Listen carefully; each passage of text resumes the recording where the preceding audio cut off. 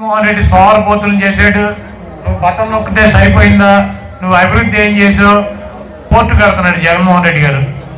ఈ రాష్ట్రంలో 4 పోర్టులు కడుతున్నాడు. మరి చంద్రబాబు నాయుడు గారు ఎన్ని పోర్టులు కట్టాడు? 14 సంవత్సరాలు ఒక పోర్టు కట్టాల. అదేవిధంగా ఫిషింగ్ జెట్టీలు అంటే ఫిషింగ్ పల్లికారులు ఫిషర్మెన్స్ వాళ్ళకి ఫిషింగ్ జెట్టీలు లేవు. ఎక్కడికి వెళ్ళేవారు? వాళ్ళు గుజరాత్ వెళ్ళి ఫిషింగ్ జెట్టీల్లో చేపలు పట్టుకునేవారు. వాళ్ళకి అవతల గుజరాత్ దాటి కొంచెం అవతలకి వెళ్తే మనకు ఉన్నటువంటి ఫిషర్మెన్స్ అని పాకిస్తాన్ వాళ్ళు అరెస్ట్ చేసి జైల్లో పెడితే వాళ్ళని తీసుకొచ్చేటువంటి పరిస్థితి ఉంటుంది. చంద్రబాబు నాయుడు చెబుతాడు ఈ పక్కన సన్ రైజ్ స్టేట్ అని 940 కిలోమీటర్ల తీర ప్రాంతం ఉందని చెప్తాడు. ఫిషింగ్ జెట్టీలు ఇచ్చాపురం నుంచి తడదాకా 10 ఫిషింగ్ జెట్టీలు కట్టాడు జగన్మోహన్ రెడ్డి గారు. చంద్రబాబు నాయుడు గారు 14 సంవత్సరాలు ఒక ఫిషింగ్ జెట్టి కట్లా, ఒక మెడికల్ కాలేజీ కట్లా, ఒక సచివాలయం తీసుకురాలా, ఒక ఆర్బీకే సెంటర్ తీసుకురాలా. ఈ రాష్ట్రంలో 3,25,000 మంది గవర్నమెంట్ ఎంప్లాయీస్ ఉంటే ఈ 70 సంవత్సరాల్లో జగన్మోహన్ రెడ్డి గారు వచ్చినాక 2,25,000 మందికి గవర్నమెంట్ ఎంప్లాయ్మెంట్ ఇచ్చాడు. ఇప్పించినా కూడా మన కాంగ్రెస్ చెల్లెమ్మ వచ్చి జగన్మోహన్ రెడ్డి గారు ఏం చేయలేదని చెప్తూ ఉంటుంది. షర్మిలమ్మ చంద్రబాబు నాయుడు గారి వదిన వస్తుంది, బీజేపీ వదినమ్మ. ఆవిడ వచ్చి జగన్మోహన్ రెడ్డి గారిని తిడుతుంది. దత్తపుత్రుడు ఒక పక్కన, ఉత్తపుత్రుడు ఒక పక్కన, పవన్ కళ్యాణ్, లోకేష్ బాబు వీళ్ళు జగన్మోహన్ రెడ్డి గారిని తిడతాం. ఈ రాష్ట్రంలో నిన్న చెప్తాడు, మీరు అక్కడ తాడేపల్లిగూడెం సభ చూసారు కదా, వామన అవతారమో ఏమవుతారో, వామన అవతారం అంట. ఈయన కాల్ లేపు చూపిస్తున్నాడు. జగన్మోహన్ రెడ్డి గారు తొక్కితే పాతాళానికి వెళ్ళిపోతాడంట. ఈ రాష్ట్రంలో ఉన్నటువంటి 5 కోట్ల మంది జనాభా ఉత్తపుత్రుడిని, దత్తపుత్రుడిని, తండ్రిని, వృద్ధాప్య తండ్రిని తొక్కితే 24 సీట్లకు పరిమితమై పాతాళంలోకి వెళ్ళిపోయారు.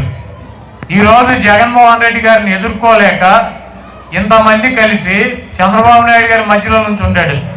ఈ పక్కన ఉత్తపుత్రుని పెట్టుకున్నాడు, ఈ పక్కన దత్తపుత్రుని పెట్టుకున్నాడు. ముందు బీజేపీ వదినమ్మ, వెనకాల కాంగ్రెస్ చెల్లెమ్మ, ఇంతమందిని పెట్టుకుని ఏడవలేక ఈ చంద్రబాబు నాయుడు ఒకటే జగన్మోహన్ రెడ్డి గారు ఒకటే చెబుతున్నాడు, తల్లి మీకు నేను అధికారంలోకి వచ్చినాక మీకు మీ కుటుంబాలకి మంచి చేశానని చెప్పి కనుక నేను భావిస్తే నాకు ఓటు వేయండి, లేకపోతే నాకు ఓటు వేయొద్దని చెబుతున్నాడు ఆయన.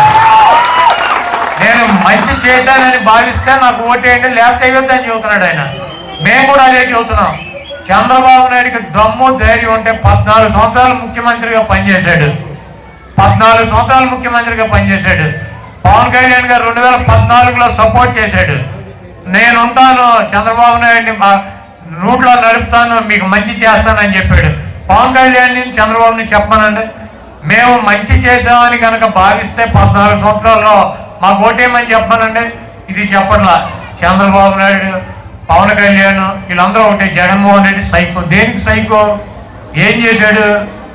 ఎప్పుడు నవ్వుతూ ఉంటాడు, ఏడు మొహం కూడా పెట్టుకోడు. 16 నెలలు జైల్లో పెట్టినా కూడా అరెస్ట్ చేసి లోపల తీసుకెళ్తున్నా నవ్వుతా వెళ్ళాడు.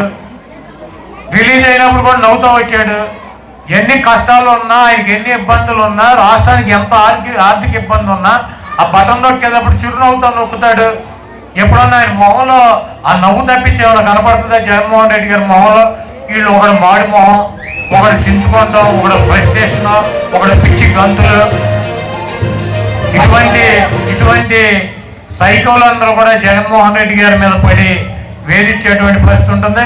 తప్పకుండా మీ అందరూ పైన ఉన్నటువంటి భగవంతుడు ఆశీస్సులు జగన్మోహన్ రెడ్డి గారికి ఉన్నాయి. ఈ రాష్ట్రంలో ఉన్నటువంటి 5 కోట్ల ప్రజల ఆశీస్సులు జగన్మోహన్ రెడ్డి గారు ఉన్నాయి. సూర్యుడు తూర్పున ఉదయిస్తాడు, ఒకవేళ పడమర ఉదయిస్తాడేమో నాకు తెలియదు, కానీ జగన్మోహన్ రెడ్డి గారికి ఉన్నటువంటి ప్రజాబలం ముందు మే ఆఖరికి జగన్మోహన్ రెడ్డి గారిని ముఖ్యమంత్రిగా ప్రమాణ స్వీకారం